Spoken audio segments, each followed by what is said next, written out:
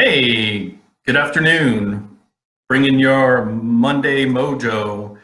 Yep, it's that time again. A little digital appetizer for your virtual lunch and learn. I'm Michael Wynn, Chief Digital Officer at Digital Ops, a division of RB Oppenheim Associates. Today, I want to talk about something that I've really been sort of marinating on for just a while, and we're in the middle of working on a marketing plan for a client.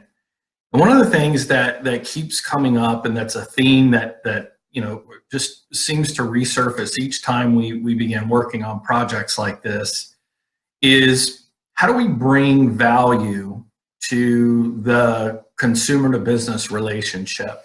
Because a lot of times it seems like there's a lot of focus on price. There's a lot of different focuses on what's that relationship really built around. And I think that today what we want to talk about is just a couple of ideas or a couple of strategies or things to talk about when we talk about building value and creating value. Because ultimately when we do that, we are impacting the overall experience that our clients or customers have. So we're going to talk about how do you add value. I think it comes first really understanding and knowing what drives your client or your customer decisions before they make the decision to purchase your products or services. And so I think to really understand that, one of the ways that we've done that in the past is to really take a deep dive into the consumer insight and really sort of reverse engineer how they became our clients in the first place.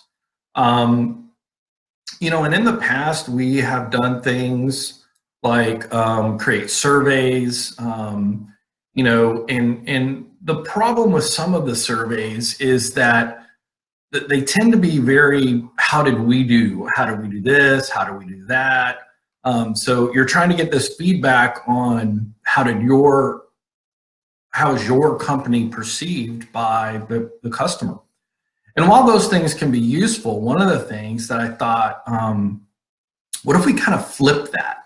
What if we flipped the survey concept and we started to approach it more from a perspective of how did they get to the decision that they got to? What was the process and what did that look like? And I think sometimes it might be difficult to get that information in just like a Survey Monkey or, an email with questions. It might look more like just a conversation that you have over lunch or coffee to get that information. And so, some of those questions might be like,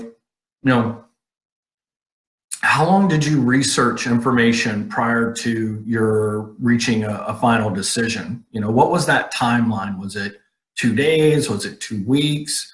Has it been a process? And then secondly, what are the phrases that maybe you did a Google search as you were trying to make your decision, as you were trying to educate yourself, what phrases did you use to search? And then what websites did you find most helpful in making your decision? And why were they helpful? What items or services did you compare? What companies did you compare? And of those comparisons, what did you see or read that turned you off? And then lastly, and maybe most importantly, what was the most difficult part in making your decision? So if we take this information, how long did it take? What phrases did you use? What websites did you use? What did you compare? What turned you off? What was most difficult? When we take this information and use it as the litmus test to determine what do we suck at, what are we doing really badly,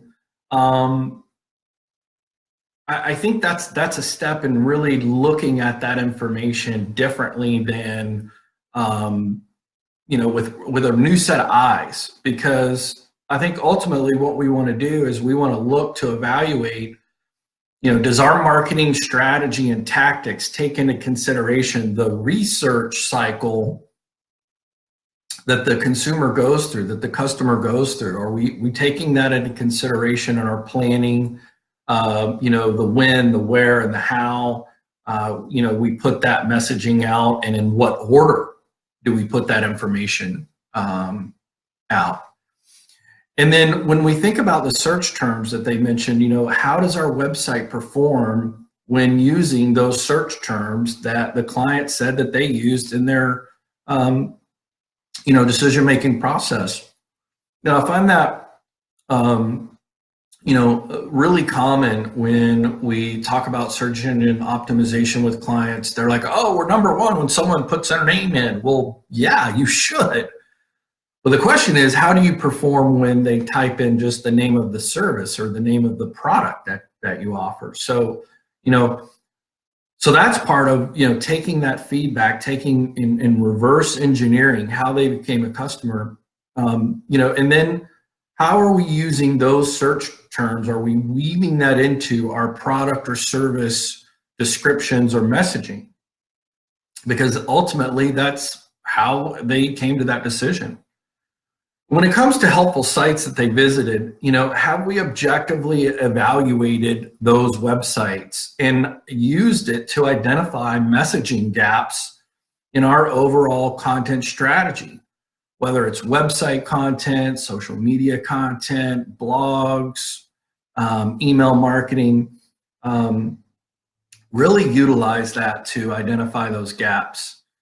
And then evaluate the compared products, services, or companies and observe the differences, and then come up with a list of competitive advantages and use that in our messaging for as a response to and a recognition of that consumer's process and how they came about being a consumer and being our client.